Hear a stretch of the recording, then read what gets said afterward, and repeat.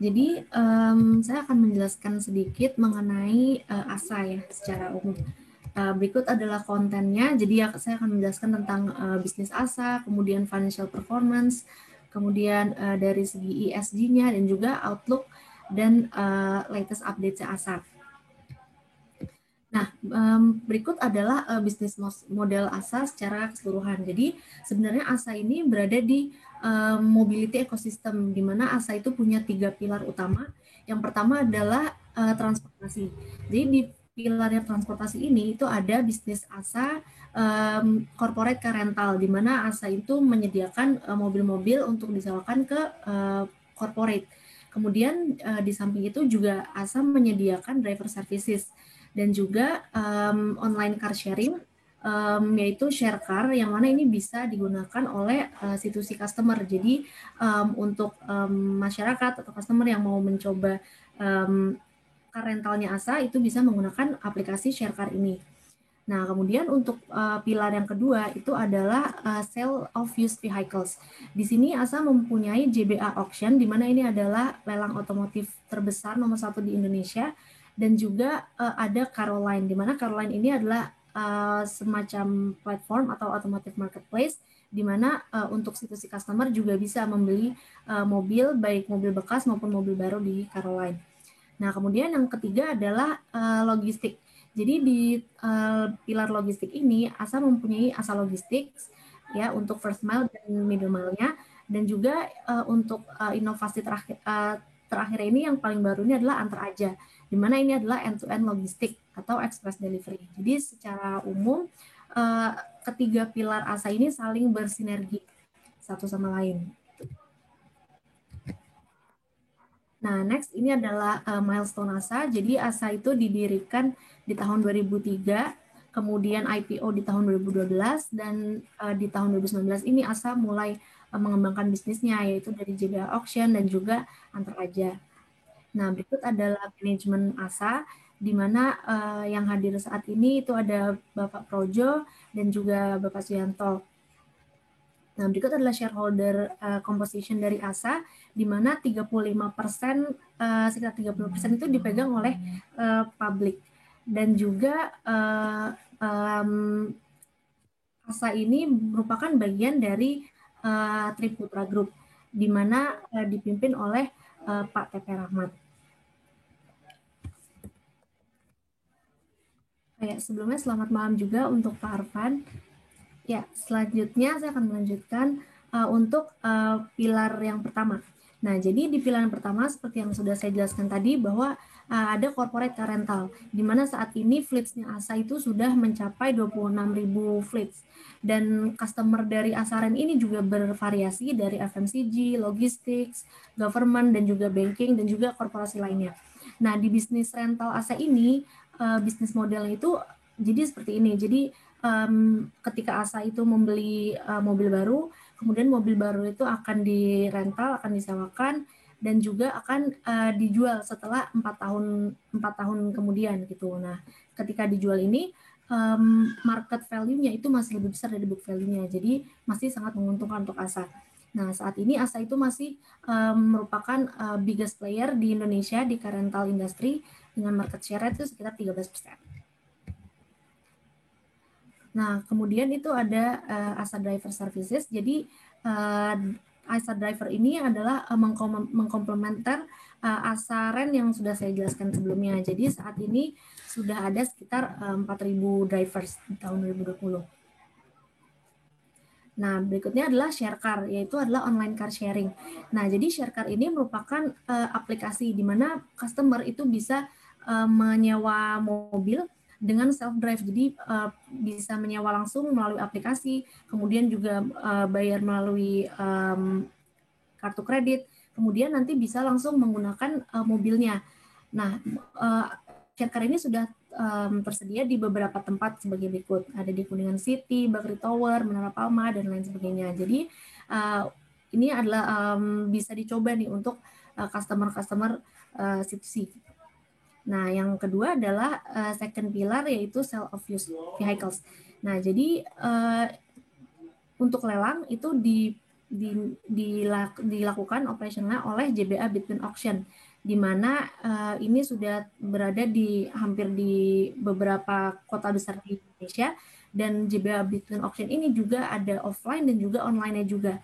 Dan dari JBA Auction ini juga telah bekerja sama dengan beberapa multi finance company seperti BCA Finance dan lain sebagainya. Nah, berikut adalah online-nya. Nah, di tahun 2020 itu jumlah unit yang terjual di JBA Auction itu meningkat seperti yang kita lihat dari 37.000 di tahun 2019 menjadi 2020 menjadi 44.000 di tahun 2020. Nah, seperti yang kita lihat di April Mei ini walaupun terjadi penurunan akibat Covid, tapi di Juni ini sudah mulai naik lagi. Bahkan peningkatannya itu melebihi dari tahun sebelumnya seperti yang sudah kita lihat. Jadi bisnis ASA auctionnya ASA ini tidak terlalu terdampak oleh COVID. Nah, berikut adalah Caroline. Jadi ini adalah automotive marketplace untuk C2C. Jadi di sini customer bisa membeli mobil, baik itu mobil baru ataupun mobil bekas. Dan di sini juga kita mempunyai ada Caroline Selection gitu. Jadi harga-harga yang di sini itu sudah mencerminkan mobilnya. Nah, pilar yang ketiga ini adalah pilar logistik. Jadi untuk ASA logistik ini merupakan service yang kita menawarkan fleet management, trip management, dan juga delivery system untuk customer korporasi kita. Nah, saat ini customer kita itu adalah seperti Sari Roti, Alfamart, Sampurna, dan lain-lainnya. Jadi di sini kita menyediakan truck, blind van, dan juga pick up. Nah, kemudian yang paling baru ini adalah express delivery. Jadi express delivery ini dari Antar Aja. Nah, Antar Aja ini berbeda dengan express delivery lainnya. Kenapa? Karena teknologi di Antar Aja ini teknologi driven. Jadi semuanya itu dilakukan melalui aplikasi. Dan juga untuk modelnya itu adalah pick up service. Jadi kurirnya akan pick up paketnya ke rumah customer. Jadi customer tidak perlu datang ke outlet untuk drop off paketnya. Selain itu juga Antar Aja menyediakan optimal pricing. Jadi untuk same day service-nya itu flat price, tidak tergantung oleh jarak dan lain sebagainya. Nah, saat ini sudah 6.500 ada 6.500 kurir yang kita sebut Satria, dan juga sudah tersedia 300 service points, dan juga dia itu real time tracking karena tadi dia sudah punya aplikasinya, dan juga payment method itu juga cashless. Nah, di samping itu selain dari e-commerce, Antar Aja ini juga menyediakan service untuk B2B klien, C2C, dan juga social commerce. Nah, jadi Antar Aja ini partner dengan SF Express, di mana merupakan the most profitable express logistic company di China. Nah, berikut adalah coverage areanya. Jadi Antar Aja ini sudah hampir tersedia di seluruh Indonesia ya, sekitar lebih dari 300 service points, dan juga di tahun 2019 Antar Aja ini baru mendeliver 6 million parcels atau dan 100.000 parcels per day. Tapi di tahun 2020 itu sudah mencapai 300.000 parcels per day dengan total 50 million parcels. Jadi peningkatannya ini sangat signifikan, dan juga karena didukung oleh perkembangan e-commerce yang cukup pesat. Nah, berikut adalah delivery journey-nya. Jadi Satrianya itu akan pick up ke shippernya, kemudian akan langsung mengantarkan ke customer-nya. Nah, untuk service-nya sendiri, Antar Aja ini memiliki tiga service utama, yaitu ada reguler, next day, dan juga same day. Nah, selain itu, Antar Aja ini juga punya same day intercity, di mana ini menyediakan same day service untuk Jakarta Bandung, Jogja Solo Semarang, dan juga Surabaya Malang.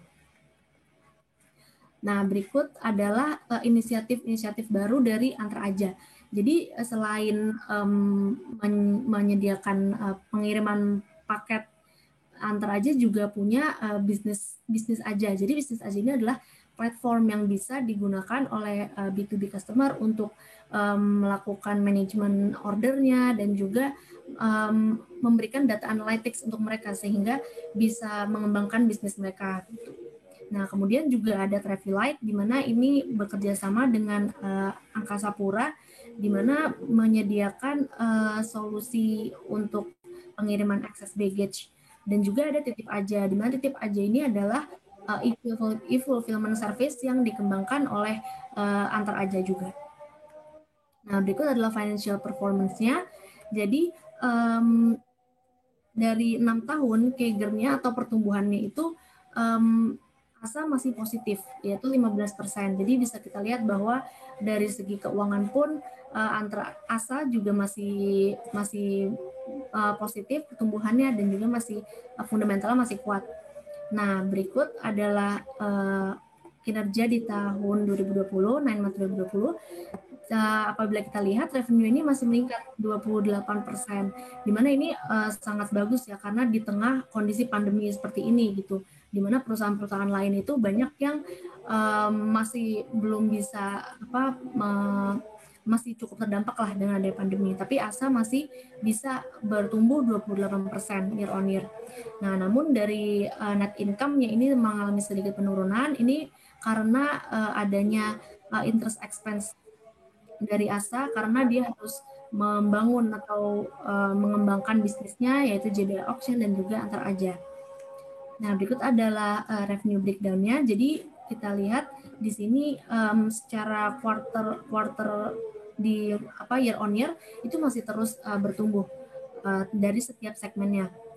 Nah, berikut lebih detailnya. Jadi bisa kita lihat bahwa kontributor terbesar dari revenue ASA itu adalah Asaren, di mana hampir 53% ya di tahun 2020. Tapi perlu kita perhatikan di sini adalah express segment, di mana dari tahun 2019 ke 2020 ini peningkatannya sangat signifikan. Sekarang sudah berkontribusi 21% dari total revenue ASA.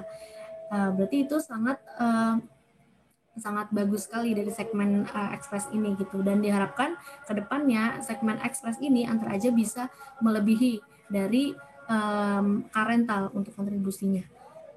Nah, berikut adalah dari ESG. Jadi ASA juga mempunyai beberapa inisiatif dari sisi ESG, seperti contohnya memanfaatkan solar panels untuk menghasilkan energi. Kemudian juga beberapa waktu lalu Antar Aja sempat melakukan trial untuk menggunakan electric motorcycle. Nah, berikut adalah outlook untuk 2021. Jadi di tahun 2021 ASA masih menargetkan 20% sampai 25% revenue growth karena masih didukung oleh perkembangan e-commerce yang masih sangat signifikan, dan juga ada warehouse Titip Aja yang mana akan terus dikembangkan di tahun ini. Nah, kemudian untuk segmen growth dan kontribusinya, untuk rental dan auction segmen itu masih diekspektasikan untuk bertumbuh sebesar 10% sampai 15%. Dan untuk 1 sampai 2 tahun lagi, Antar Aja ini mungkin bisa berkontribusi sampai 50% terhadap total revenue ASA. Dan itu juga ASA menargetkan capex sekitar 1,3 sampai 1,5 triliun di tahun 2021. Nah, berikut ada latest updates. Jadi saat 12/12 campaign tahun lalu itu Antar Aja ini mencapai 550.000. Jadi ini adalah highest daily shipment-nya Antar Aja saat itu, yang mana ini sangat tinggi ya.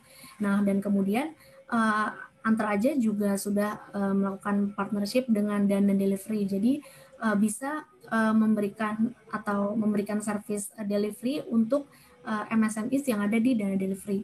Selain itu, ASA juga masih mendapatkan kepercayaan dari beberapa bank besar seperti BCA, BCA Syariah, dan BTPN untuk membiayai bisnisnya. Dan juga Antar Aja baru-baru ini juga sudah bekerjasama dengan Bukalapak. Jadi sudah tersedia hampir di seluruh e-commerce players terbesar di Indonesia.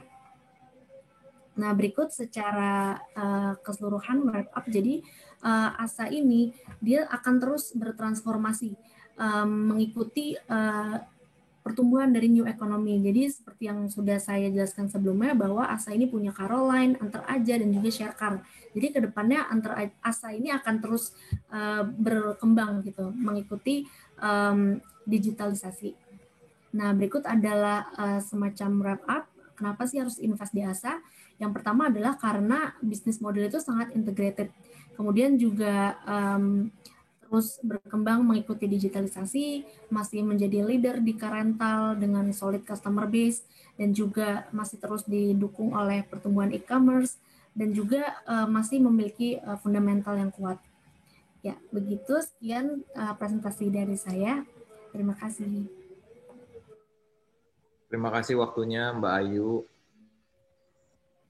Minta maaf nih Pak Projo jadi mengganggu waktunya untuk keluarga nih pada weekend ini. Oke. Pak Projo. Mute ya.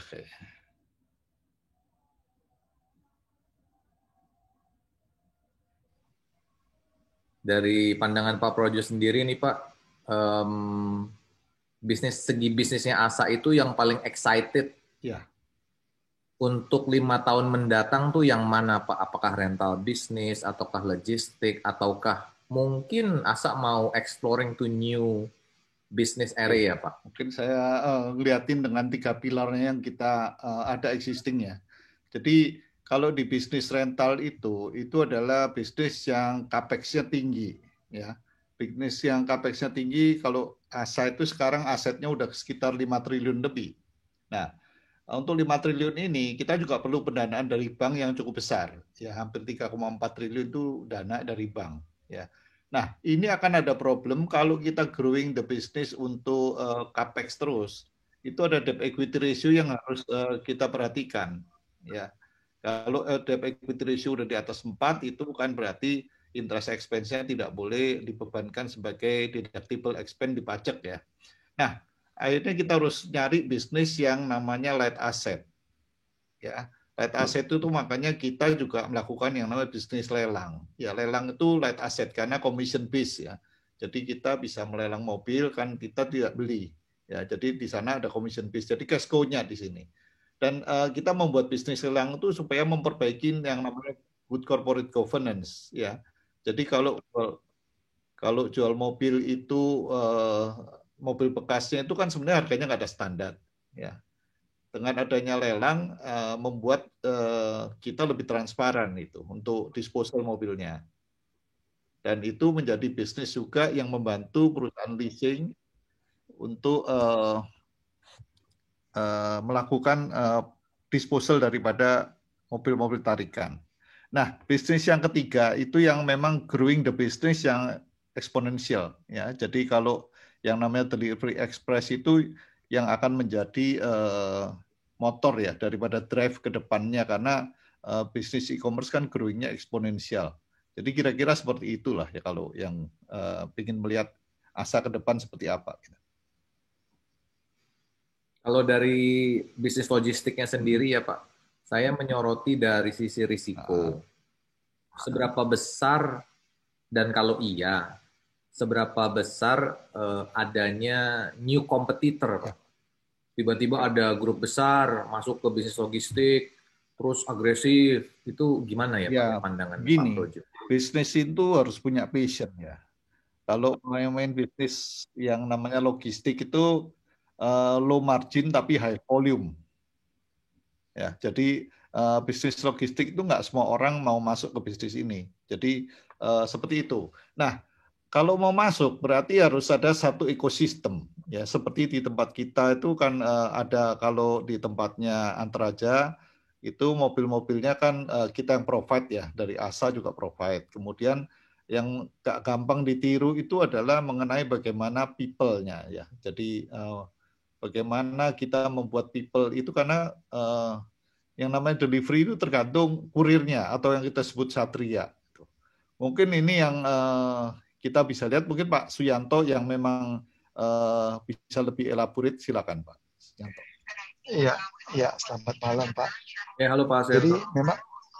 Jadi memang kalau kita melihat bahwa barrier to entry-nya bisnis ini, kalau kita hanya bisnis dengan biasa aja, memang Kelihatannya kan gampang orang bikin.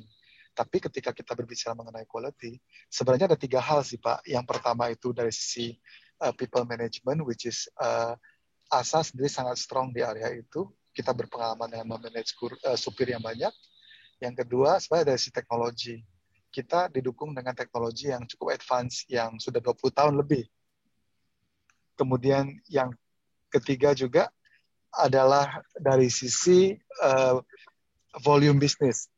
Nah, ini kita kebetulan tiga-tiganya ini dapat kombinasi yang baik. Dan itu yang membuat kita jadi unik gitu, Pak. Ya. Jadi kemungkinan untuk new competitor masuk cukup kecil ya Pak Suyanto ya? Mereka bikinnya bisa Pak, tapi apakah bisa survive dan bisa kompetitif itu belum tentu sih Pak. Ya. Nah, ini kebetulan di slides-nya ada coverage area nih Pak. Yang saya mau tanya ini, bisnis logistik ini tuh kita mesti grab marketnya tuh yang mana Pak? Dalam arti apakah kita mesti semakin menguatkan di Jawa, atau kita mesti beralih ke non-Jawa sehingga itu jadi new big chunk-nya, Pak? Iya.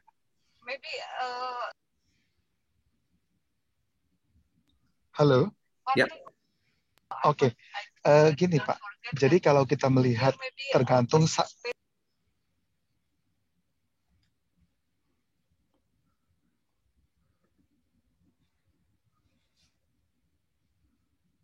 Halo, Pak.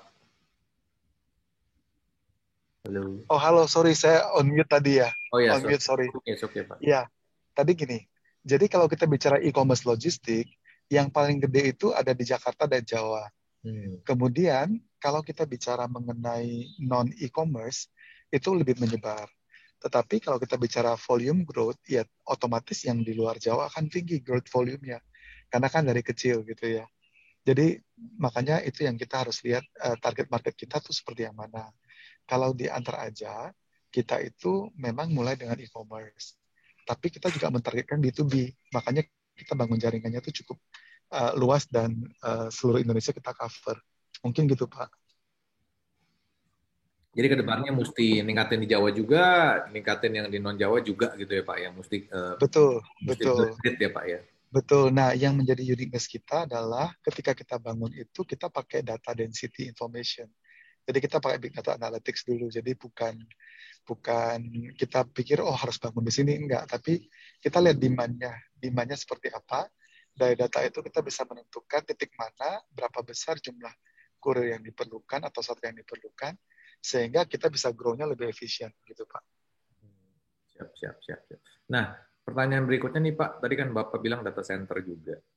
Kira-kira tuh sampai berapa ratus ribu atau berapa juta parcel per day sehingga bisnis kurir ini perlu new advanced system. Jadi misalnya kalau udah reach 1 juta per hari, you have to have new digital system or something gitu, atau mesti sampai 2 juta per hari you need a new system atau gimana tuh Pak?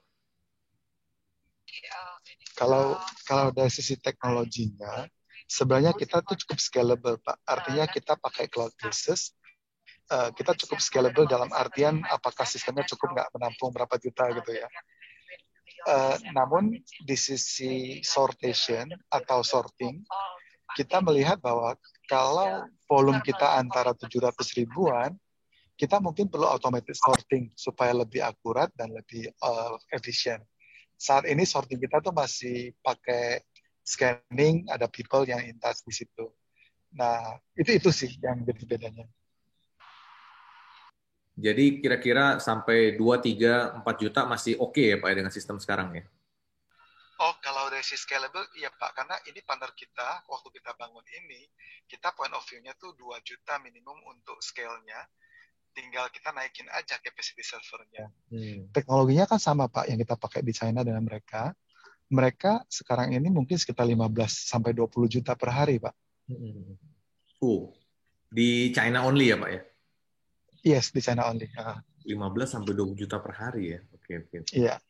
Nah, kalau dari internal ASA atau dari survei-survei atau dari data-data eksternal, kira-kira ya Pak ya, market ya Pak, bukan antar ajanya saja ya. Total marketnya itu soal jumlah parcel per day ini dalam waktu 5-10 tahun mendatang itu growth-nya masih berapa kali lipat tuh Pak ya? Saya rasa kan masih jauh nih dengan ceritanya nih Pak.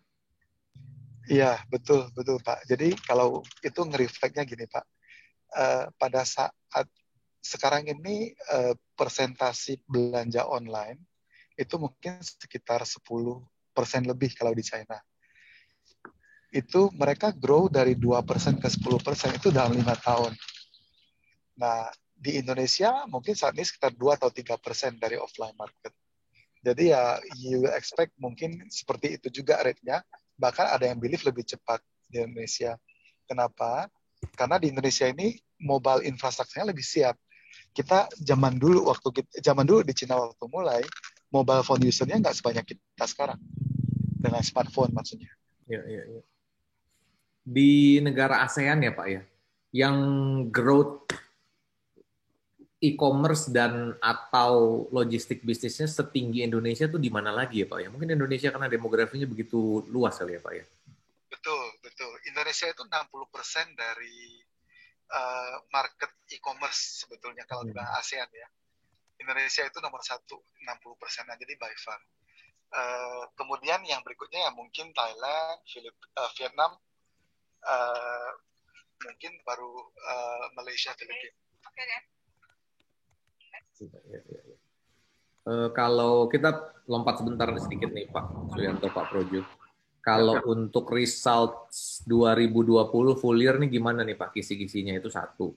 Kedua, forecast 2021 dan ke depannya Pak, gimana tuh Pak? Oke, mungkin saya ini nggak bisa dilihat dari division ya. Jadi kalau di tempatnya Antaraja, itu break even itu akan dicapai pada waktu 300.000 parcel per day delivery. Dan itu kita udah mencapai pada waktu Desember tahun lalu. Ya, jadi kalau sekarang volumenya sih udah naik. Ya. Tapi kalau kita lihat mengenai secara kasarannya ya, kan kita belum selesai auditnya ya. Ya kira-kira kalau revenue base itu tahun ini ya 2,3 triliun lah gitu. Jadi dari segi revenue-nya. Gitu. Kalau untuk package per day-nya tuh gimana tuh Pak? Forecast-nya dari ASA sendiri internal? Di 2021 mungkin Pak Suyanto bisa kasih informasinya. 2021 sih sebetulnya kita targetkan mungkin sekitar 500.000 ya Pak by Desember ya. 2022 up to kalian harusnya sudah di atas 1 juta sih mestinya. Ini Pak, saya tuh kalau soal e-commerce itu tuh saya tuh suka banget ya. Kalau saya berpendapat begini bener nggak Pak? Kalau ini pendapat loh Pak ya, ini pendapat.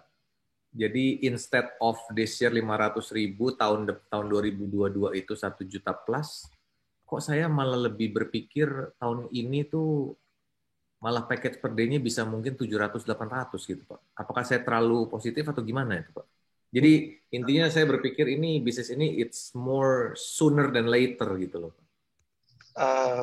Mungkin sih, masih mungkin sih. Jadi kita memang kalau 500 itu ya kita target yearly-nya kita lah. Tapi kalau kita lihat perkembangan awal tahun ini harusnya sih itu bukan hal yang nggak mungkin.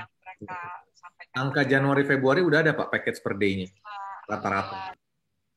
Iya, udah di atas 300 yang jelas sih. Okay. Apalagi kan ini mau menyambut Lebaran, mungkin volume malah makin tinggi ya Pak ya? Betul. Sampai dengan first half 2021 kan Lebarannya itu bulan Mei. Bulan Mei, betul. Lebaran Mei, biasanya bulan puasa di April itu udah mulai tinggi. Yang saya dengar juga kan Antaraja itu volumenya bahkan 500.000 katanya Pak di Desember aja. Apakah mungkin nanti di bulan April menjelang Lebaran ini bisa lebih tinggi dari 500.000 Pak? Kira-kira. Iya, jadi kalau Desember itu peaknya. Tapi kalau average-nya sih mungkin akan agak tinggi nanti di April Mei sih. Kira-kira berapa belum berani ngomong ya Pak ya? Susah. Belum tahu sih. Tapi Ini mungkin 400 mungkin bisa kali ya. ya ini yang saya suka dari Asa nih. Ini konservatif nih Pak.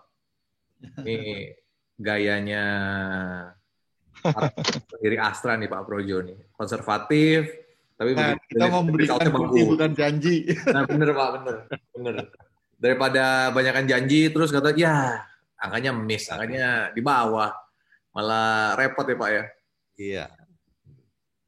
Nah, kalau forecast lebih jauh ke depannya gimana tuh Pak? 2023, 24, 25 atau onwards? Apakah blended revenue-nya ini akan nanti didominasi oleh logistik atau nanti juga ada strategi tertentu di rental bisnisnya atau gimana tuh Pak Projo? Jadi gini, kalau bisnis yang namanya delivery itu adalah bisnis yang volume maker. Ya, jadi top line-nya akan ada dari sana. Jadi kontribusi daripada bisnisnya Antara Aja itu mungkin akan di atas 50%. Kalau dalam waktu kira-kira 3-4 tahun ke depan, itu jelas bahwa Antara Aja dari volumenya akan lebih besar. Tetapi kalau kita lihat bisnis basicnya daripada ASA sendiri, yaitu rental dan auction, itu adalah profit maker. Ya, jadi kalau kita lihat profit daripada bisnis rentalnya ASA ini kan corporate base ya. Sehingga kalau Anda lihat bahwa pada waktu COVID kemarin itu revenue baik rental maupun auction nggak ada yang turun. Ya. Jadi itu adalah kalau saya bilang kalau yang namanya delivery express itu adalah kalau es krim itu cone-nya. Ya. Nah kalau yang rental sama auction itu adalah krimnya. Jadi kalau krim dan cone-nya nggak jadi satu ya nggak ada value gitu. Jadi seperti itu kira-kira ya. Iya. Kalau untuk boleh nggak Pak kita dapat angka forecast revenue yang lebih jauh 2025 misalnya atau 2026 gitu Pak? Mungkin agak jauh juga ya. Jadi kalau sekarang ini kondisinya kan terus terang kalau 2021 ini pemulihan ekonomi kan semua tergantung pemulihan ekonomi ya.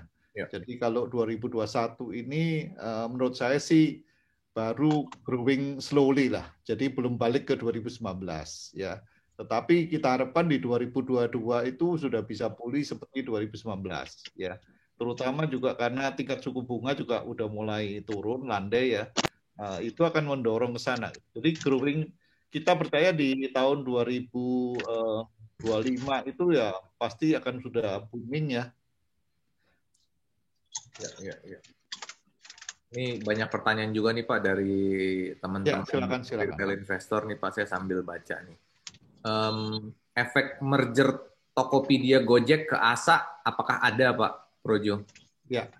Jadi kalau Gojek ini kan sekarang adalah dia adalah instant delivery yang bersinggungan nama kita itu kan dianggap orang adalah instant delivery kayak GoSend-nya kan.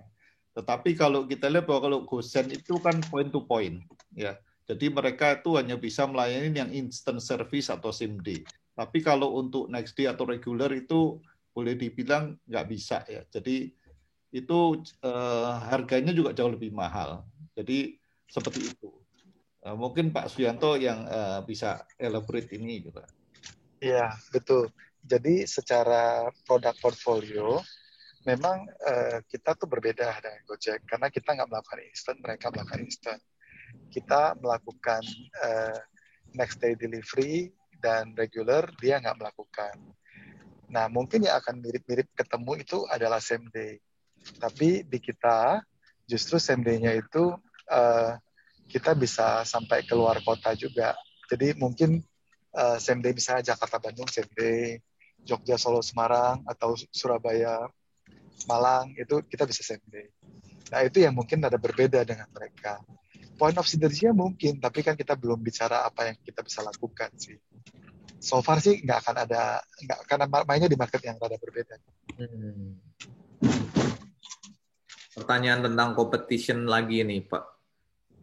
Pertanyaan dari teman-teman nih. Tentang kompetitor. Di Shopee sudah ada Shopee Express. Tidak menutup kemungkinan semua e-commerce bakal roll out delivery sendiri. Bagaimana Antara Aja melihat risiko ini?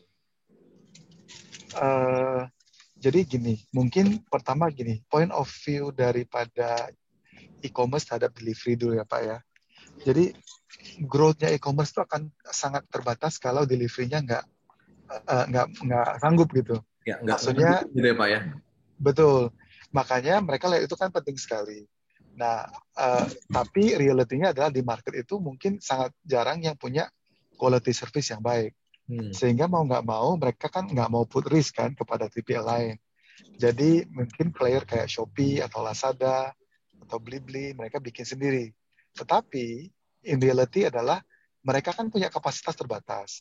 Sehingga ketika volume grow misalnya seperti masa-masa campaign, pasti mereka juga masih perlu 3PL yang lain. Kemudian ketika kota-kota yang lebih kecil yang volume mereka pun nggak banyak, mereka perlu 3PL. Karena dengan 3PL justru mengkonsolidasi volume dari berbagai platform. Nah, jadi tetap sebenarnya bisa koeksis sih. Jadi kalau Shopee punya Express sendiri, kemudian ada Lazada yang mau ngirim, nggak mungkin pakai Shopee Express lah, ya kan? Mereka lebih senang pakai yang netral lah. Nah, kita ini boleh dibilang relatif netral. Ya. Terus ini Pak, saat nanti volume package per day-nya ini sudah semakin tinggi, kan kalau antar ajanya juga naik, saya asumsikan yang lain juga naik. Ya, saya yakin antar aja pasti growth-nya lebih tinggi ya. Sampai di volume berapa tinggi ya Pak ya, sehingga nanti bisnis logistik ini bisa mulai naikin harga pelan-pelan Pak. Karena kan kapasitinya udah makin penuh nih kan Pak.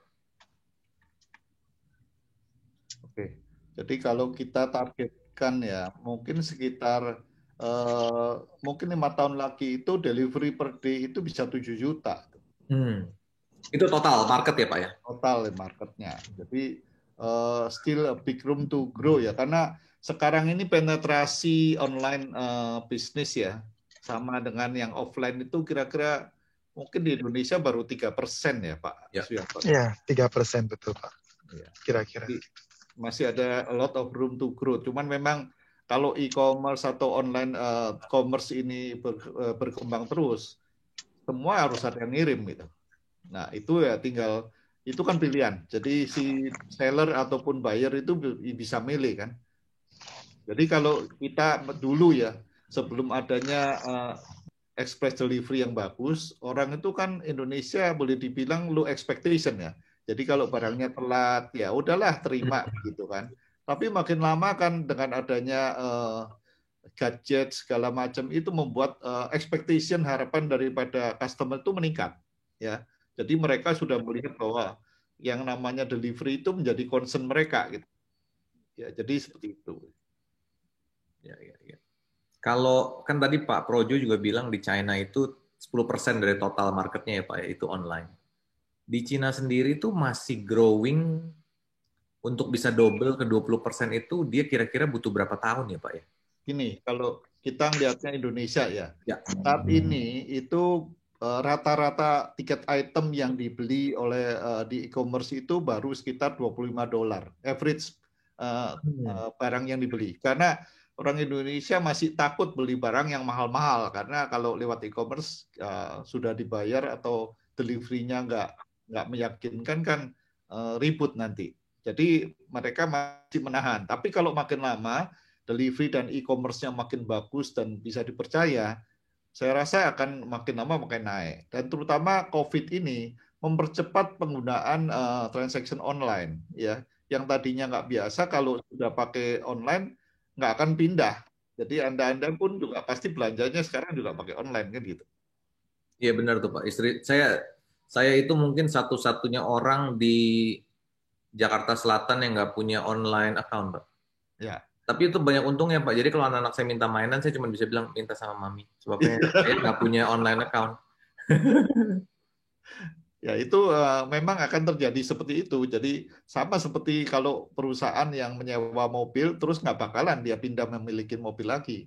Ya, jadi sudah convenience dengan itu gitu. Jadi hidup kan makin lama harus makin convenience ya. Jadi rasanya makanya kalau Anda lihat di mall-mall yang offline itu makin lama makin turun.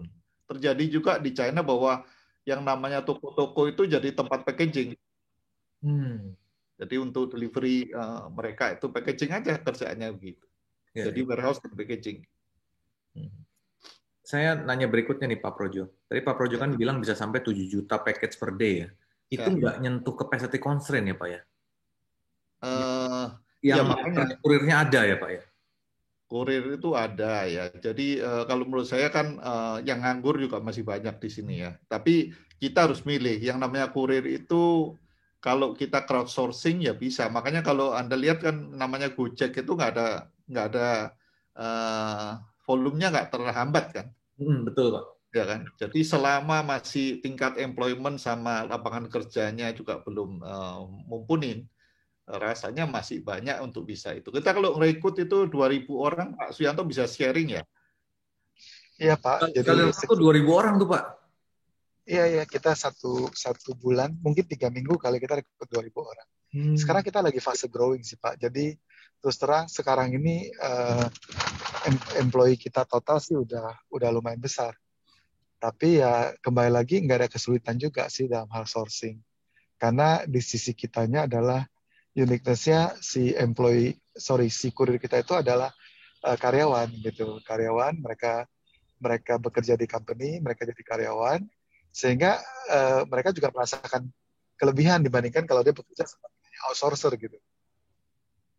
Ya. Ada strategi-strategi tertentu supaya bisa jadi logistik nomor 1 di Indonesia, Pak? Silakan Pak Projo. You don't need number one, cuman yang penting volume growth atau gimana Pak? Izin. Nah, kita yang penting itu SLA-nya nomor 1. Jadi kalau kita mungkin nggak akan nguper jadi yang nomor terbesar ya, karena kalau yang terbesar itu kan kalau SLA-nya nggak penuhin ya lama-lama akan ditinggal juga. Ya. Jadi kalau di kita kita kan bukan visi fund ya. Jadi bisnisnya harus profitable. Itu dulu. Ya kita nggak nguper volume tapi ya harus ada profitnya gitu buat shareholder gitu.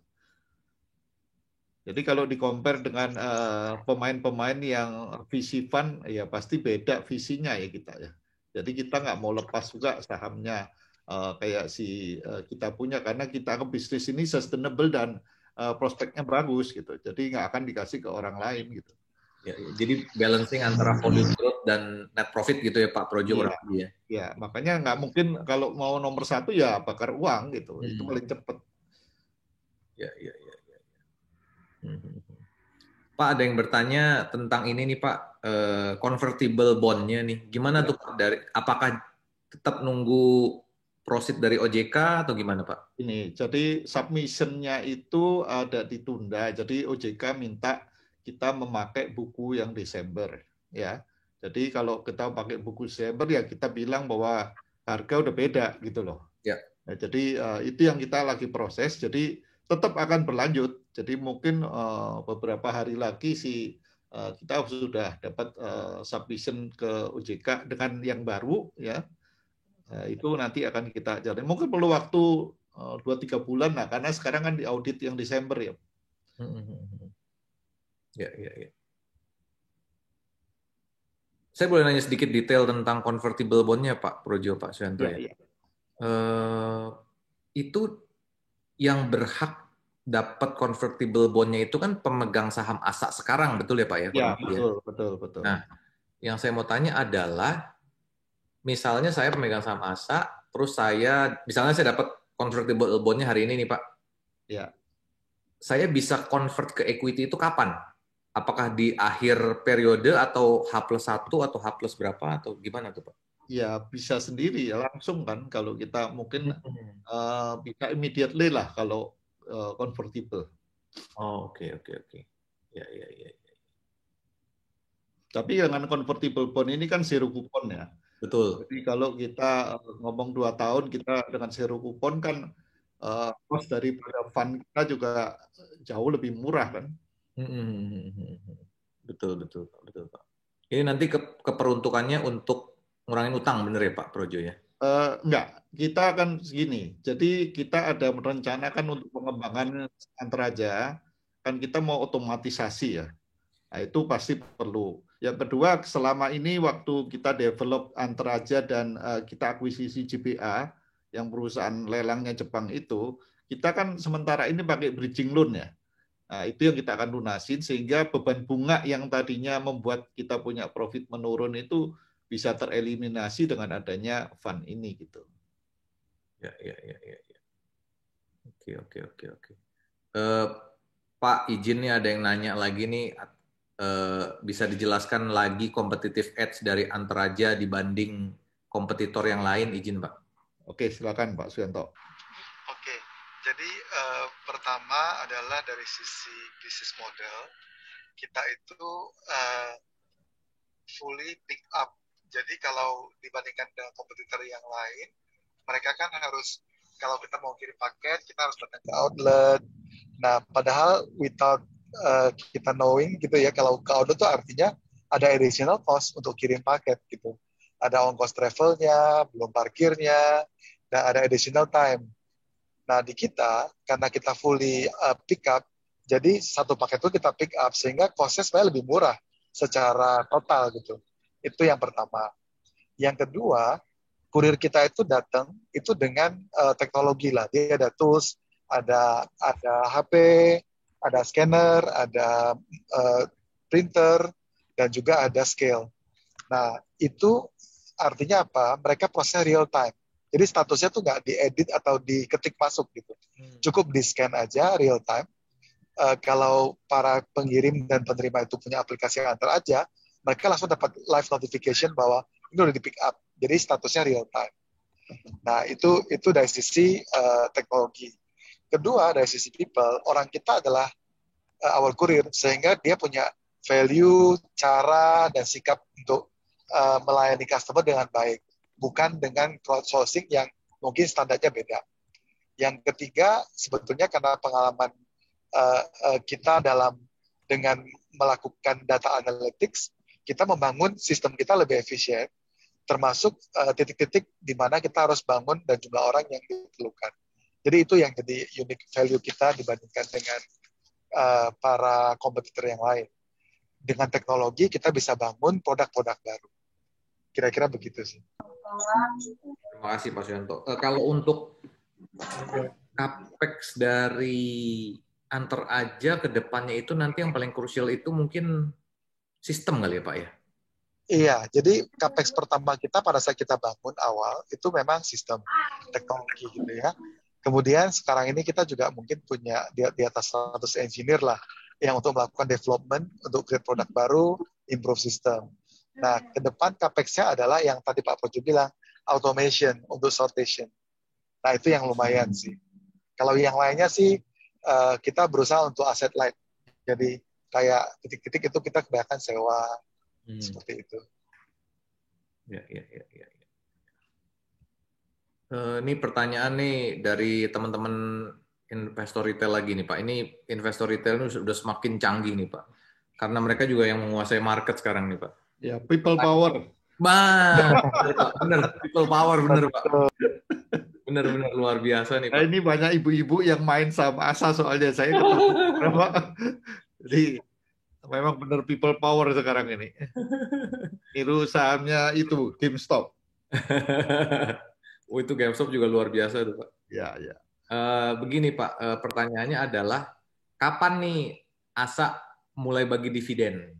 Ya, gini. Kalau lihat dividen atau capital gain, kalau dividen itu yang dibagi pasti nggak banyak kan. Ya, jadi kalau lihat capital gain-nya itu udah cukup melebihi dividen lah itu. Karena apa? Kita kan baru mengeluarkan convertible bond ya.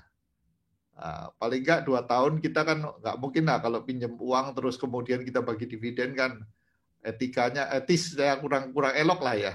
Jadi menurut saya sih mungkin sekitar 2 tahun kita akan untuk growing dulu dan setelah loan-nya di-convert jadi equity, ya kita mulai bagi dividen gitu. Ya. Jadi kalau kita lihat yang dividen kan paling satu saham ya kalau beberapa tahun yang lalu kan Rp10, Rp20 gitu kan. Tetapi kalau kita capital gain, kalau Anda beli sahamnya ASA kira-kira 6 bulan yang lalu, harganya masih 300-400 ya. Sekarang udah 1.700. Jadi nggak usah mikirin dividen lah. Ya itu perlunya people power kan begitu ya. Ini Pak, biar bisa masuk ini kan sekarang bursa juga udah semakin hebat nih kan Pak dengan Ya. profesional-profesionalnya. Sekarang kan ada ini Pak, indeks-indeks. Jadi kan ada Kompas 100, ada LQ45. Kalau dulu kan kita taunya LQ45 doang Pak. Sekarang Ya. malah ada indeks dividen. Nah, Gitu Pak. Kan kalau nantinya ASA banyak masuk ke indeks-indeks tertentu, saya juga ini seneng kalau ASA masuk MSCI gitu kan Pak. ya, kalau kita lihat ya, kalau yang namanya dividen perusahaan kalau nggak growing-nya cepat ya bisa bagi dividen. Atau kalau Anda lihat perusahaan-perusahaan yang bagi dividennya besar biasanya mereka sudah mature ya. Jadi bukan di growing ya. Tapi kalau you masih growing ya mungkin dividen nggak akan besar. Jadi seperti itu. Jadi kalau kita lihat transaksinya ASA sendiri, itu udah kayak kemarin itu hampir seminggu itu 100 miliar lebih gitu. Ya. Liquidity-nya tuh luar biasa, menurut saya sih luar biasa itu ya. Jadi seperti itu gitu. Ya, saya rasa sih ke depannya ASA nih bisa makin liquid dan nggak tahu ya, kalau saya sih lihat, atau saya sih termasuk bullish ya Pak ya sama perkembangan e-commerce ya Pak ya. Ya, jadi gini deh, kita kasih contoh ya. Kemarin ada si Cepat itu valuation-nya berapa ya Pak Suyanto ya? 730 something US dollar ya, miliar. 730 berapa? 730 juta Ya, dolar. 7. Iya. Itu valuation-nya itu Pak. Jadi kita tuh volumenya kira-kira separuh daripada si Cepat ya. Jadi kalau ngomong itu aja ya mestinya valuation-nya segitu separuhnya lah gitu. Dari jadi kita itu masih under value. Ya Pak, monggo Pak, sorry Pak. Ya mungkin itu under value lah kalau menurut saya masih saat ini kita. Ya. Kalau saya sih malah berpikirnya mestinya antara aja valuasinya 700 juga Pak, karena kan volumenya kan nanti kurang lebih tahun ini atau pertengahan tahun depan udah double Pak. Ya, jadi kalau kita kan nggak pakai burning money ya. Jadi kalau kenapa kita nggak seperti VC yang melakukan valuation? Ya. Jadi kalau kita lihat sebenarnya bisnis ini kuncinya adalah produktivitas kurir. Ya, jadi karena cost terbesar itu kurir. Nah, kurir di tempatnya Antaraja ini karena dibekali dengan teknologi membuat dia produktivitasnya lebih tinggi. Yang kedua ya culture ya. Jadi kurir ini kalau mereka crowdsourcing, mereka tuh nggak ada kayak apa perasaan keamanan bekerja lah gitu. Jadi mereka nggak stabil gitu. Kalau mereka menjadi karyawannya di Antaraja, kemudian didapatkan minimum UMR sama plus insentif kalau dia mencapai level produktivitas tertentu, itu membuat mereka lebih secure ya. Jadi seperti itu. Ya. Pak Suyanto boleh diceritakan, please elaborate a little bit further untuk ini Pak, titip aja.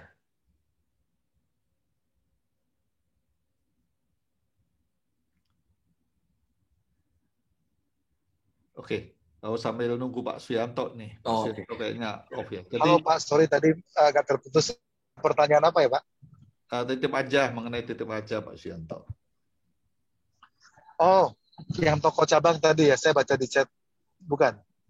Iya betul. Jadi saya mulai dulu dengan titip ajanya, terus nanti akan masuk ke pertanyaan itu deh Pak, sebenarnya. Iya. Jadi titip aja itu sebenarnya juga partneran dengan Tokopedia sama. Jadi kita partneran dengan mereka, kita bangun fulfillment bareng-bareng. Nah, toko cabang itu kan brandnya Tokopedia, tapi sebenarnya dia outsource ke salah satunya ke kita, gitu. Growth dari titip ajanya gimana nih Pak ke depannya? Halo? Ya, halo Pak Suyanto. Growth opportunity dari titip ajanya Pak. Oke, mungkin saya lagi di jalan soalnya. Jadi gini, saya mungkin bantu jawab ya. Jadi kalau kita lihat titip aja ini kan boleh dibilang namanya sharing warehouse ya. Ya, sharing warehouse itu kan seller-seller yang ada di e-commerce itu kan semuanya hampir sama ya. Jadi dengan kerjasamanya antara aja dengan beberapa e-commerce yang ada di Indonesia, membuat seller itu bisa kirim barang kemana aja, lewat mana aja e-commerce-nya, sehingga mereka bisa naruh di gudang yang titip aja, sehingga delivery-nya bisa kita lakukan. Jadi titip aja itu sebenarnya untuk memperkuat SLA daripada seller juga. Gitu. Ya, ya. Ini mungkin pertanyaan terakhir nih Pak Projo nih. Saya ngomong risiko nih Pak. Untuk risikonya ke depan tuh apa ya Pak ya? Saya sih nggak pikiran. Pasti Pak Projo yang jauh lebih tahu. Kira-kira apa yang bisa bikin growth-nya antar aja lebih terhambat tuh apa ya Pak ya? Apakah new kompetitor? Ataukah new kompetitor semuanya pada burning money atau gimana tuh Pak? Jadi kalau kita lihat kan orang burning money juga ada batasnya ya. Jadi biasanya kalau burning money untuk valuation ya. Tetapi kalau menurut saya ya masalah yang nanti terbesar itu adalah produktivitas daripada kurir ya. Jadi kalau jumlah ini sebagai contoh di Jepang ya. Di Jepang itu masalahnya banyak orang yang mau berkarir jadi kurir. Ya. Nggak ada orang yang anaknya lahir terus ibunya bilang cita-cita anak saya jadi kurir, itu nggak ada, ya kan? Tetapi ya ini menjadi satu buat kita adalah bagaimana caranya bahwa mereka itu merasakan bahwa yang namanya bekerja jadi kurir itu deliver moment, ya. Jadi bukan karena just kurir, makanya kita di sini benar-benar culture, kemudian pride to the company itu kita build gitu. Jadi untuk membina kurir itu nggak mudah. Jadi makanya kalau kurir itu perlu waktu untuk develop mereka di soft skill-nya.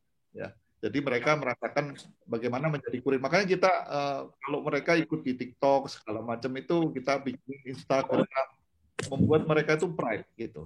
Jadi seperti itu. Makanya kita kalau ngomong sama mereka, we deliver the moment gitu. Ya. Oke. Kelihatannya pertanyaannya ini sudah mulai habis nih Pak. Pak Suyanto atau Pak Projo ada conclusion, ada kesimpulan yang mau ditambahkan Pak dengan bisnisnya Asa nih. Kalau saya pribadi saya suka banget ya sama Asa nih Pak. Jadi begini, kalau di ITA itu ada bisnis yang boleh dibilang brick and mortar ya. Jadi seperti rental, kemudian auction. Tetapi kita juga ada bisnis-bisnis yang catch up dengan teknologi seperti sharecar. Itu kan sharecar itu nanti kalau suatu saat ada mobil listrik sudah di-develop itu paling cocok. Ya. Jadi seperti sharecar, kemudian Caroline itu sudah melakukan transaction via online ya. Jadi ada bisnis-bisnis yang stable growth ya, kemudian juga profitable. Tapi ada juga bisnis-bisnis yang adalah future ya. Bisnis future itu ya kita harus kalau main layangan ya, kan supaya bisa terbang tinggi ya harus ikut arah angin ya. Nah, arah anginnya sekarang ya transaksi e-commerce, kemudian online transaction itu social commerce ya, itu semua growing-nya luar biasa. Jadi seperti itu. Jadi kalau kita mau main ya main layangan ya ikut angin yang besar gitu ya. Ya. Pak Suyanto ada kalimat penutup Pak untuk teman-teman? Pak Suyantonya. Ya. Saya rasa cukup ya Pak Projo sudah menambahkan. Ya. Oke.